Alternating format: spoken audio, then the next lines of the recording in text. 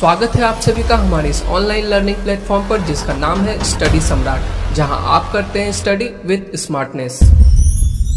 पिछले Q&A video में आप सबने ढेर सारा प्यार दिया, इसलिए एक बार फिर से हाजिर हूं मैं एक और Q&A सेशन लेकर, जहां आप पूछते हैं अपने सवाल और मैं देता हूं आपके सारे सवालों के जवाब, वो भी बिल्कुल आसान भाषा में।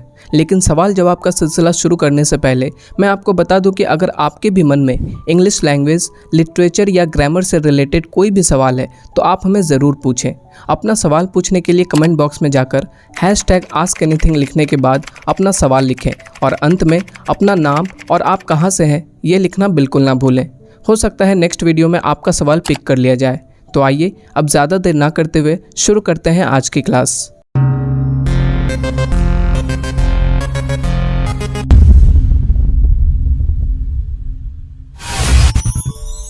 पहला सवाल है गरिमा का वैशाली बिहार से।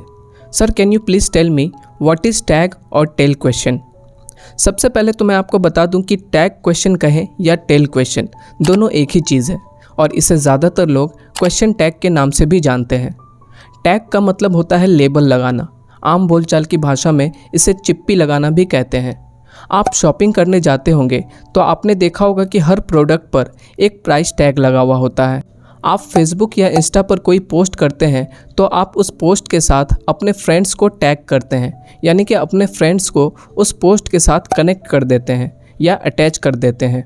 ठीक वैसे ही कभी कभी हम कुछ ऐसे सेंटेंसेस बोलते हैं जो होता तो है वैसे एक स्टेटमेंट ही, चाहे वो पॉजिटिव हो या नेगेटिव, लेकिन उस स्टेटमेंट को सामने वाले बंदे से सही या गलत कंफर्म करने के लिए हम उस सेंटेंस के एंड में एक क्वेश्चन टैग लगा देते हैं। और शायद यही वजह है कि इसे टेल क्वेश्चन भी कहा जाता है, क्योंकि ये हमेशा सेंटेंस के पीछे लगा रहता है, बिल्कुल किसी जानवर की पूंछ की तरह। आइए इसे एग्जाम्पल से समझते हैं। सपोज कि मुझे गर्मी लग रही है तो मैं आपसे कहूँगा आज बहुत गर्मी है, लेकिन इस बात को आपसे भी कंफर्म करने के लिए कि आज वाकई में बहुत गर्मी है या नहीं, मैं इस वाक्य में एक क्वेश्चन टैग जोड़ दूँगा।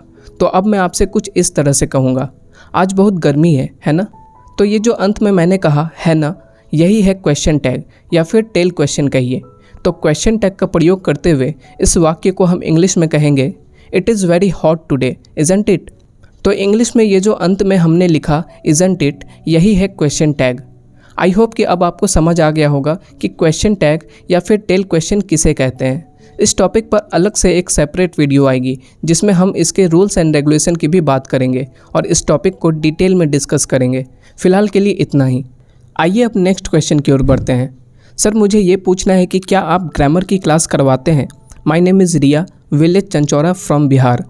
जी हाँ, मैं ग्रामर की भी क्लासेस लेता हूँ, लेकिन फ़िलहाल ग्रामर की एक भी वीडियोस अभी इस चैनल पर मौजूद नहीं है, लेकिन बहुत जल्द ग्रामर की भी वीडियोस आएगी। अगला सवाल है सानिया का खगड़िया से और ये पूछती है कि जी का प्रोनाउंसिएशन जे कब होता है। इनके पूछने का मतलब है कि जी का प्रोनाउंसिएशन ज कब होता है। सबसे पहले तो ये जान लीजिए कि जी के दो साउंड होते हैं, hard sound and soft sound. G का हार्ड साउंड होता है ग और सॉफ्ट साउंड होता है ज। आइए अब एक एक करके जानते हैं कि जी को ग कब पढ़ते हैं और ज कब पढ़ते हैं। जब किसी वर्ड में जी के बाद आई, ई या वाई रहे तब हम जी का उच्चारण ज करते हैं, यानी कि जी को ज पढ़ते हैं। फॉर एग्जाम्पल, इन सभी वर्ड्स में जी के बाद आई है, सो अकॉर्डिंग टू रूल हम यहाँ जी को ज पढ़ेंगे। LOGIC logic, MAGIC magic, ENGINE engine. आइए कुछ और वर्ड्स देखते हैं। इन सभी वर्ड्स में जी के बाद ई है, सो अकॉर्डिंग टू रूल हम यहाँ जी को ज पढ़ेंगे। GENDER gender, LARGE large, STAGE stage. इसी तरह इन वर्ड्स को देखिए, इन सभी वर्ड्स में जी के बाद वाई है, सो अकॉर्डिंग टू रूल हम यहाँ जी को ज पढ़ेंगे। GYM gym, ENERGY energy, BIOLOGY biology. आइए अब जानते हैं कि जी को ग कब पढ़ेंगे। जब किसी वर्ड में जी के बाद आई, ई या वाई नहीं रहे, यानी कि जी के बाद आई, ई या वाई के अलावा कोई और अल्फ़ाबेटिकल लेटर रहे, तब हम जी को ग पढ़ते हैं। फॉर एग्ज़ाम्पल, इन सभी वर्ड्स में जी के बाद आई, ई या वाई नहीं है, इसलिए यहाँ पर जी को हम ग पढ़ेंगे। GOAL गोल, GAME गेम, GREAT ग्रेट। तो आपने अभी जाना कि किस किस कंडीशन में जी को कभी ज पढ़ा जाता है तो कभी ग। लेकिन जैसा कि आप सबको पता है हर रूल्स के कुछ एक्सेप्शंस होते हैं, ठीक वैसे ही यहाँ भी कुछ एक्सेप्शंस है, यानी कि अपवाद है जिन पर कोई भी रूल अप्लाई नहीं होता है। आइए ऐसे कुछ वर्ड्स के एग्जाम्पल्स देखते हैं। यहाँ पर जी के बाद आई, ई और वाई है, फिर भी यहाँ जी को ज नहीं पढ़ेंगे बल्कि ग पढ़ेंगे, क्योंकि ये सभी वर्ड्स एक्सेप्शंस में आते हैं।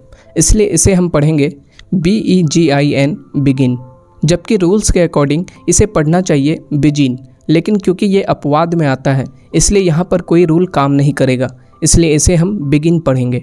इसी तरह ANGER को एंजर ना पढ़कर एंगर पढ़ेंगे, और GYNECOLOGIST इसे हम गायनिकोलॉजिस्ट पढ़ेंगे। ऐसे और भी कई सारे वर्ड्स हैं जो आपके स्क्रीन पर नज़र आ रहे होंगे, जिन पर आई, ई और वाई वाला रूल काम नहीं करता है। आइए अब नेक्स्ट क्वेश्चन की ओर बढ़ते हैं। Sir, what is the difference between time and tense? I am Sakshi Singh from Bhojpur, Arrah, Bihar. आपने ज़्यादातर ग्रामर की बुक्स में टाइम एंड टेंस के नाम से एक चैप्टर देखा होगा, और यही वजह है कि ज़्यादातर लोग इसे एक ही मान लेते हैं। लेकिन असल में टाइम और टेंस दोनों अलग अलग चीज़ें हैं। एक तरफ जहाँ टाइम एक नॉन ग्रामेटिकल टर्म है, वहीं दूसरी तरफ टेंस एक ग्रामेटिकल टर्म है। टाइम एक यूनिवर्सल कॉन्सेप्ट है, यानी कि पूरी दुनिया में टाइम सेम चलता है, चाहे वो किसी भी भाषा में बोली जाए। जबकि टेंस एक ग्रामेटिकल कॉन्सेप्ट है, और टेंस को टाइम के बेसिस पर ही बनाया गया है, जिसमें हम वर्ब के डिफरेंट फॉर्म्स के बारे में पढ़ते हैं। लेकिन ज़रूरी नहीं है कि जो टाइम हो वही टेंस हो, और जो टेंस हो वही टाइम भी हो। टाइम को डिनोट करने के लिए कुछ टर्म्स बनाए गए हैं, जैसे कि minute, hour, second, day, month, year, today, tomorrow, yesterday, etcetera. वहीं टेंस को हम डिफरेंट फॉर्म्स ऑफ वर्ब से डिनोट करते हैं, जैसे कि V1, V2, V3, V4 and V5। Verb यानी कि एक्शन। एक्शन मीन्स काम, क्रिया। टेंस एक्शन के डिग्री ऑफ कंप्लीशन को दिखाता है, यानी कि काम पूरा हुआ या नहीं हुआ तो कितना हुआ। आइए टाइम एंड टेंस के डिफरेंस को एग्जाम्पल से समझते हैं। सबसे पहला एग्जाम्पल है we watched a movie today. आज हमने एक मूवी देखी। अब हम इसमें देखेंगे कि यहाँ पर किस टाइम की बात हो रही है। तो यहाँ देखिए टुडे लिखा हुआ है, यानी कि आज की बात है। आज मतलब प्रेजेंट टाइम, तो इसमें टाइम हो गया प्रेजेंट। लेकिन क्या इसमें टेंस भी प्रेजेंट है? आइए देखते हैं। मैंने आपको बताया था कि टेंस को वर्ब के फॉर्म से दिखाया जाता है, तो सबसे पहले इसमें हम देखेंगे कि वर्ब कौन सा है। इसमें वर्ब है वॉच्ड, जो कि सेकेंड फॉर्म में है, और जैसा कि हम सब जानते हैं कि किसी भी वर्ब का सेकेंड फॉर्म पास्ट फॉर्म होता है, इसलिए इसमें टेंस कौन सा हो गया? पास्ट। तो आप देख सकते हैं कि इस सेंटेंस में टाइम प्रेजेंट का दिखा रहा है, लेकिन टेंस पास्ट का। आइए एक और एग्जाम्पल लेते हैं। We are going to Patna tomorrow. कल हम लोग पटना जा रहे हैं। इसमें टुमारो लिखा हुआ है, यानी कि आने वाला कल। कल अभी आया नहीं है, आएगा। इसका मतलब है कि इसमें टाइम फ्यूचर का दिखा रहा है। लेकिन यहाँ पर गोइंग लिखा हुआ है, यानी कि इस सेंटेंस में जो वर्ब है वो फोर्थ फॉर्म में है, और चूंकि ये आर के साथ लिखा हुआ है, इसका मतलब है कि ये प्रेजेंट में है, तो यहाँ पर हमारा टेंस हो गया प्रेजेंट। तो आप देख सकते हैं कि इस सेंटेंस में टाइम फ्यूचर का दिखा रहा है, लेकिन टेंस प्रेजेंट का दिखा रहा है। इससे ये साबित होता है कि टाइम और टेंस दोनों एक नहीं है, दोनों अलग अलग कॉन्सेप्ट है। जब मैं टाइम एंड टेंस को अलग से पढ़ाऊँगा तब इस पर और भी डिटेल में डिस्कस करूँगा। जाते जाते मैं आपके लिए एक सेंटेंस छोड़कर जा रहा हूँ। कमेंट करके आपको बताना है कि इसमें टाइम कौन सा है और टेंस कौन सा है। तो आज के वीडियो में बस इतना ही। आई होप कि आपको ये Q&A सेशन अच्छा लगा होगा और आपने आज कुछ नया ज़रूर सीखा होगा। अगर आपके मन में भी इंग्लिश से जुड़े ऐसे ही कुछ सवाल हैं तो बेझिझक पूछें। अपना सवाल पूछने के लिए नीचे कमेंट बॉक्स में जाकर #AskAnything लिखकर अपना सवाल पूछें, और अंत में अपना नाम और आप कहाँ से हैं ये लिखना बिल्कुल ना भूलें। मिलते हैं नेक्स्ट संडे रात के ठीक 8 बजे कुछ और सवालों के साथ। तब तक के लिए अपना ख्याल रखें। जय हिंद।